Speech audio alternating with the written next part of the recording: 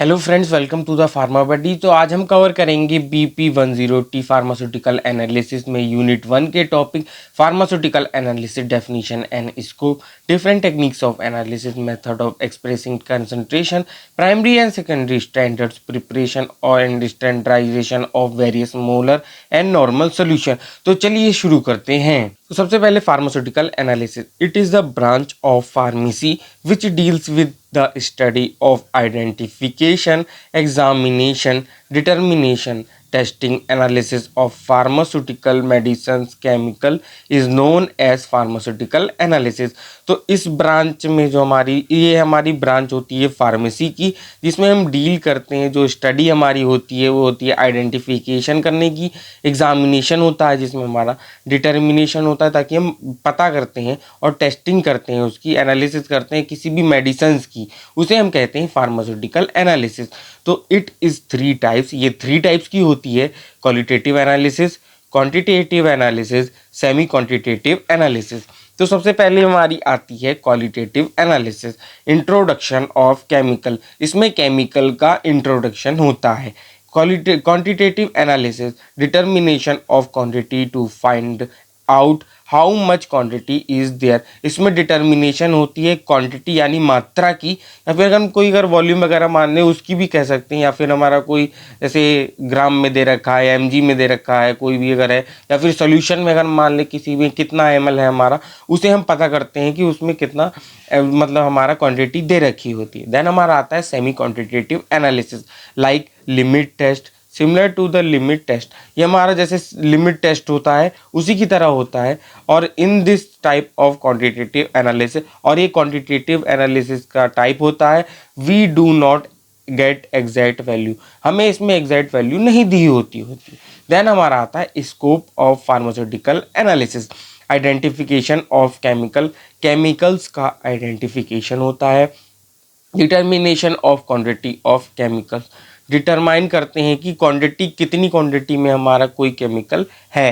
Then identification of impurity पता करते हैं, या फिर कोई अगर अशुद्धि वगैरह है तो उसके बारे में भी पता करते हैं। Then determination of limit of impurities, then impurities की जो हमारी लिमिट है उसे भी हम इसमें पता करते हैं। देन हमारा आता है कन्फर्मेशन ऑफ प्योरिटी है कि नहीं है, उसको कंफर्म करते हैं कि प्योरिटी है कि नहीं है।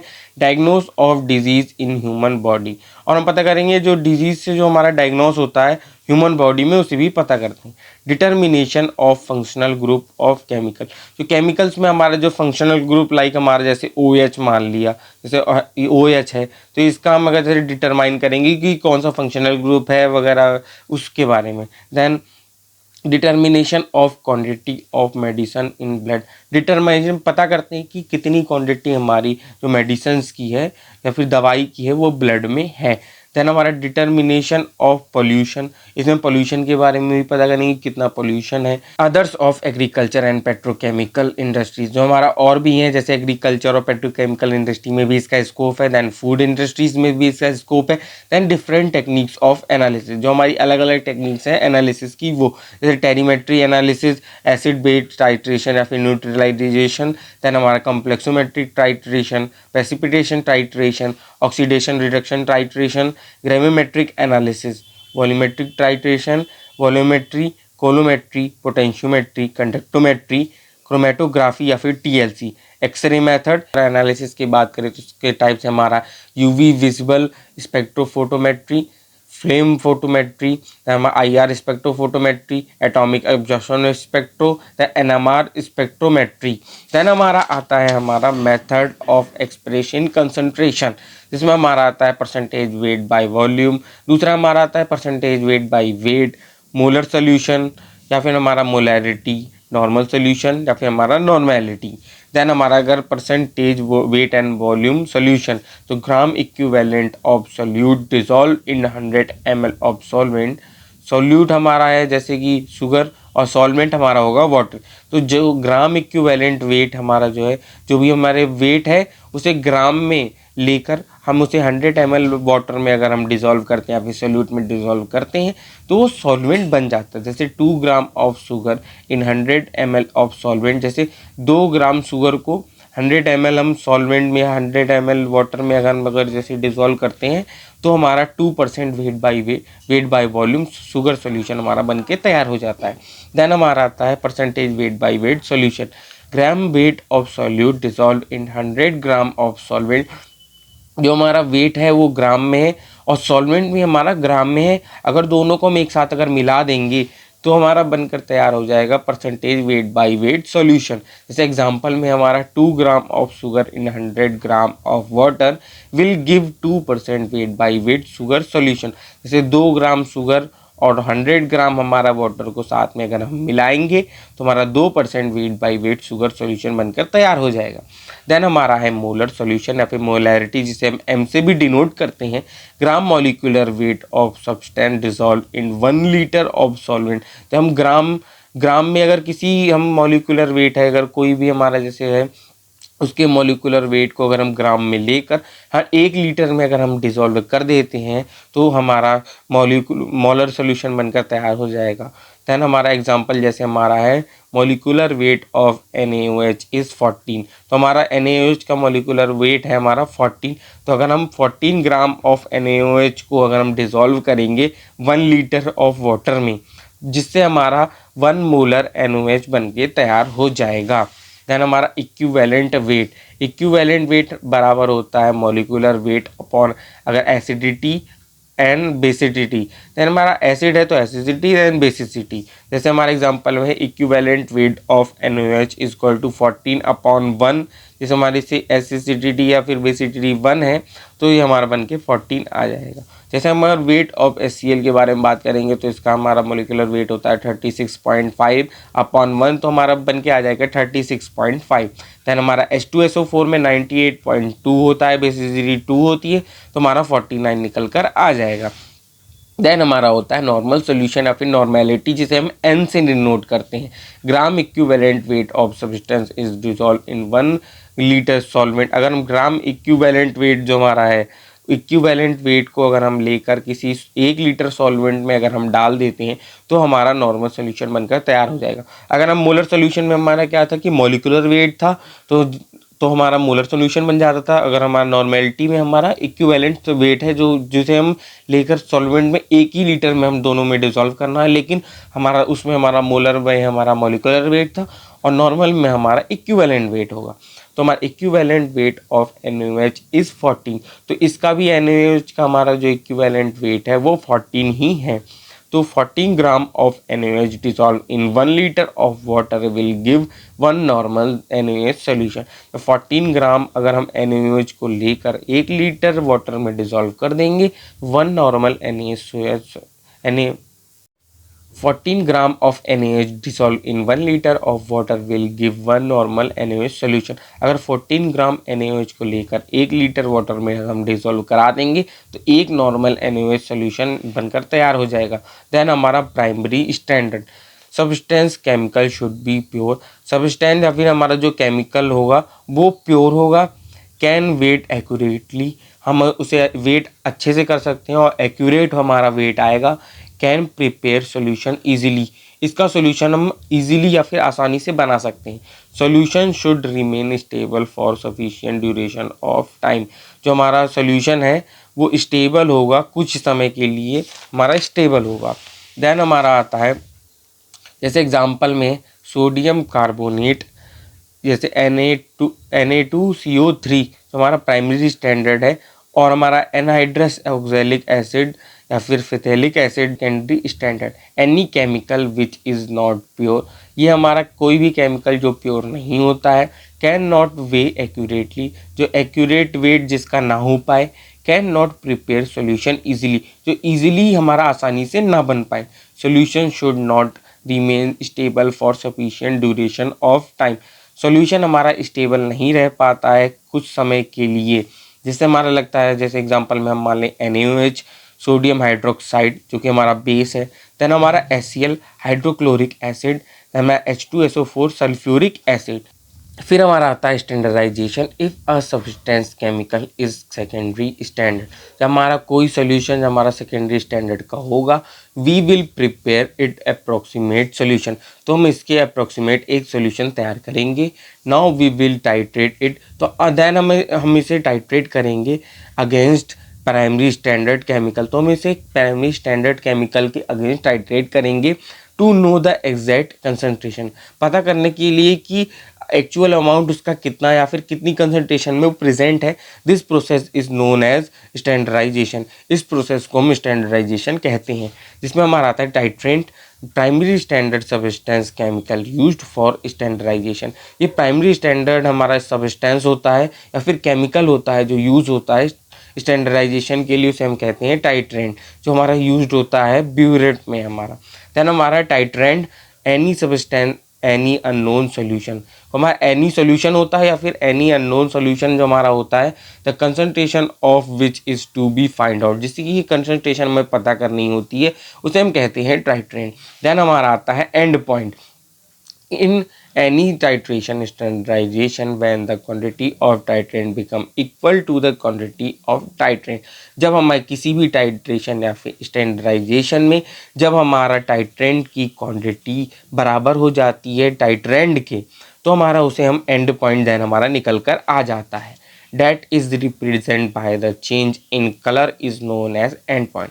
ये रिप्रेजेंट होता है, हमारा चेंज आ जाता है किसी भी सोल्यूशन को, अगर हम टाइट्रेंट और टाइट्रेंट की वॉल्यूम अगर हम इक्वल हो जाएगी तो हमारा कलर में हमारा चेंज आ जाएगा, जिसे हम एंड पॉइंट भी कहते हैं। It is also known as equivalent point, इसे हम ऑल्सो नोन एज, हम इसे याद करते हैं इक्विवेलेंट पॉइंट भी इसे हम कहते हैं। जैसे HCl प्लस NOH जो हमारा बनकर होगा NaCl प्लस H2O। फिर हमारा आता है how to prepare normal solution of any substance और केमिकल, अगर हमें किस तरह हमें प्रिपेयर करना है नॉर्मल सोल्यूशन किसी भी केमिकल और सब्सटेंस का। Find the equivalent weight of that substance, तो सबसे पहले हम उसका इक्विवेलेंट वेट पता करेंगे। Use the following formula to know the quantity and weight, इससे हम पता करेंगे फॉलोइंग फार्मूला से उसकी क्वांटिटी या फिर उसका वेट। तो हमारा W इक्वल टू NeV/1000, जिसमें हमारा W होता है वेट ऑफ केमिकल, N होता है नॉर्मेलिटी ऑफ सॉल्यूशन, E हमारा होता है इक्विवेलेंट वेट एंड V हमारा होता है वॉल्यूम ऑफ द सॉल्यूशन। सबसे पहला हमारा आता है how will we you, then हमारा सबसे पहले क्वेश्चन आता है how will you prepare 0.5 normal 2050 ml solution of NaOH। तो 250 ml हमारा सोल्यूशन बनाना है 0.5 नॉर्मल का, वो भी NaOH का। तो हमारा फॉर्मूला लगेगा W इक्वल टू NeV/1000। तो हमारा बनाना है N जिसमें हमारा है 0.5 और इक्विवेलेंट वेट है NaOH का 14, और हमारा बनाना है 250 अपॉन हमारा 1000 जो कैलकुलेट करके आ जाएगा 5 ग्राम। तो अगर 5 ग्राम NaOH in 250 ml water will give 0.5 normal NaOH solution. तो हमारा 5 ग्राम अगर NaOH को लेकर अगर 250 ग्राम हम वाटर में अगर हम डिसॉल्व कर देंगे तो 0.5 नॉर्मल NaOH सोल्यूशन बनके तैयार हो जाएगा। देन हमारा सेकंड क्वेश्चन आता है how will you prepare 0.25 normal 250 ml NaOH solution from 1/2 normal NaOH। तो हमारा इसमें हमारा फॉर्मूला लग जाएगा N1V1 इक्वल टू N2V2।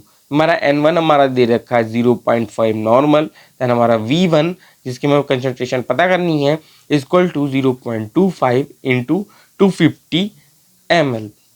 हमारा V1 निकल कर आ जाएगा 0.25 इंटू 250 अपॉन 0.5, जिसमें हमारा इक्वल जो हमारा बनेगा 125 ml, और जिसमें हमारा take 125 ml of 0.5 normal NaOH, transfer in a flask, make up the value up to 250 ml with water। सबसे पहले हम 125 ml जो हमारा 0.5 नॉर्मल NaOH लेकर उसे हम ट्रांसफ़र कर लेंगे फ्लास्क में, और मेक उसकी वैल्यू हम बढ़ा देंगे 250 ml तक, और हमारा बनकर तैयार हो जाएगा। हाउ सबसे दूसरा क्वेश्चन हमारा आता है how will you prepare 0.25 normal 500 ml oxalic acid solution. तो हमारा ऑक्जेलिक एसिड सोल्यूशन का हमारा जो फॉर्मूला होता है वो हमारा COOH का होल ट्वाइस होता है। देन हमारा हम अगर फॉर्मूला लगाएंगे W इक्वल टू NeV/1000, या फिर हमारा जिसमें आ जाएगा W equal to 0.25 into 45 into 500 upon 1000 into 100, ये हमारा निकल कर आ जाएगा 5.62। Take 5.62 gram oxalic acid dissolve in 500 ml of water. तो 5.62 ग्राम ऑक्जेलिक एसिड को हम डिजोल्व कर देंगे 500 ml ऑफ वाटर में। Normality of concentrated HCl equal to 11.5 normal. जो हमारी नॉर्मेलिटी होती है कंसनट्रेटेड HCl की वो 11.5 नॉर्मल होती है, और नॉर्मेलिटी ऑफ कंसनट्रेटेड H2SO4 की हमारी होती है 36.8 नॉर्मल। देन हमारा क्वेश्चन आता है how will you prepare x normal 1000 ml HCl solution. इसके लिए हमारा फॉर्मूला होता है 85 इंटू एक्स ml, जिसमें हमारा अगर एग्जांपल के में मान लें 0.2 नॉर्मल का 1000 ml का सोल्यूशन बनाना है HCl का, तो हमारा 85 इंटू 0.2 नॉर्मल इक्वल टू हमारा आ जाएगा 17। Take 17 ml concentrated HCl and make up the volume up to 1000 ml। हम 17 ml कंसनट्रेटेड HCl को लेकर उसकी वॉल्यूम मेकअप कर देंगे 1000 ml तक की। देन हमारा सेकंड क्वेश्चन आता है how will you prepare x normal 1000 ml H2SO4 solution, जिसमें हमारा फॉर्मूला है 27 इंटू एक्स ml। देन हमारा प्रिपेयर 3 नॉर्मल का अगर हमें करना है 1000 ml का H2SO4 सोल्यूशन का, देन हमारा हो जाएगा 27 into 3 equal to 81 ml। Take out 81 ml concentrated H2SO4 solution and make up the volume to 1000 ml। हम ले लेंगे 81 ml कंसनट्रेटेड H2SO4 का सोल्यूशन की, उसे वॉल्यूम मेकअप कर देंगे 1000 ml तक के लिए। देन हमारा आता है preparation of 1 molar ceric ammonium sulphate solution. Prepare a mixture 500 ml water and 30 ml of H2SO4।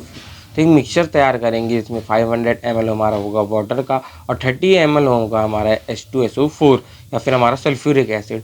Dissolve 632 gram of ammonium cerium sulphate, जिसे हम डिजोल्व करेंगे 632 ग्राम हमारा अमोनियम सेरियम सल्फेट में। Then add water up to 1000 ml, जिसमें water add करेंगे 1000 ml तक का, हमारा बनकर तैयार हो जाएगा हमारा 1 मोलर सेरिक अमोनियम सल्फेट का सोल्यूशन। देन हमारा relation between molarity and normality, तो हमारा molarity into molecular mass of solute equal to normality into equivalent mass of solute. जो हमारा मोलैरिटी और मोलर मास ऑफ सोल्यूट होता है वो बराबर होता है नॉर्मेलिटी और इक्विवेलेंट मास ऑफ सोल्यूट के। इसमें हमारे अलग अलग फार्मूला बनकर तैयार हो जाते हैं, जैसे normality equal to molarity into molar mass of solute upon equivalent mass of solute. Then हमारा अगला होता है normality equal to molarity into molar mass of solute upon molar mass of solute या फिर हमारा valency, and normality equal to molarity into valency factor. तो अगर कोई भी डाउट रह गया हो तो कमेंट करके ज़रूर बताइएगा और फॉलो कर लीजिए या फिर सब्सक्राइब कर लीजिए फार्मा बडी को।